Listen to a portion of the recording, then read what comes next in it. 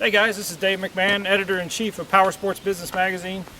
Glad to welcome you today to Pine River, Minnesota, where we're, as you can tell, here for an exclusive, and I do mean highly exclusive, as in one-on-one media launch ride here with the new Cub Cadet Challenger 750 and the 550.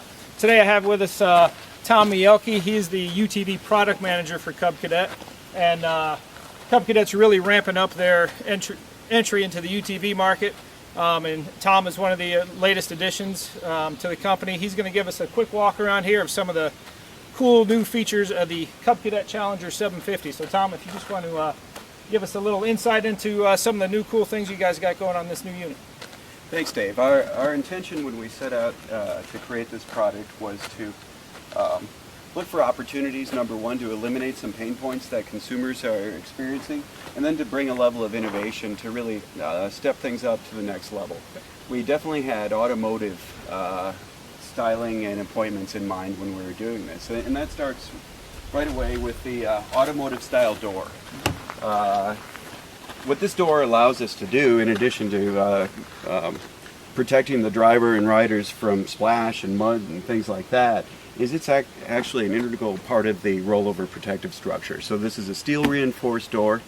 It lets us get rid of the shoulder restraint hoop and the hip restraint hoops. This is a very easy vehicle to get into and out of. As part of that whole thing of making it easy to use, we created a more intuitive dash panel and interface, if you will. We moved the gauges in front of the wheel where they belong. The wheel is fully adjustable again to make it easy to use and get in and out of.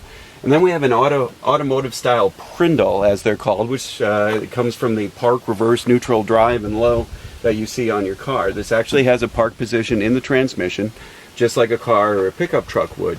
We had noticed that sometimes people were challenged by the parking brake, either leaving it on when they shouldn't or not being able to find it when they did need a parking brake. So we put the parking brake handle right next to the shifter so that folks in one glance are able to see that they're ready to go. Like I said, this is part of the protective structure, so it's absolutely solid. We took a lot of cues from trucks, pickup trucks, while we were putting this together. Once we had our doors, we sought to create an easy way to completely enclose the cab for weatherproofness. So the optional upper doors slide right into these slots, and they seal against this surface here in these molded plastic panels.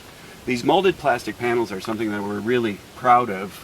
They cover the roll cage tubing in such a way that not only can we nicely seal the windshield and seal the upper doors with them, it also protects any wiring or anything if we're putting lights up top.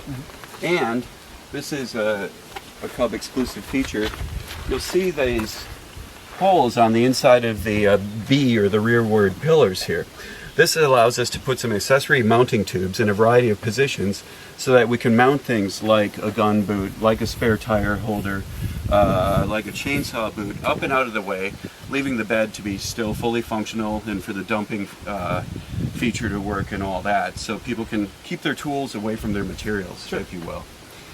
In the bed itself, you'll see it's got a pickup truck style latch on it, and we started just with some easy things for do-it-yourselfers to take advantage of. So you'll see these rectangular slots on the top of the bed. They accept standard 1x3 furring strips. So you can make a stake side if you wanted to.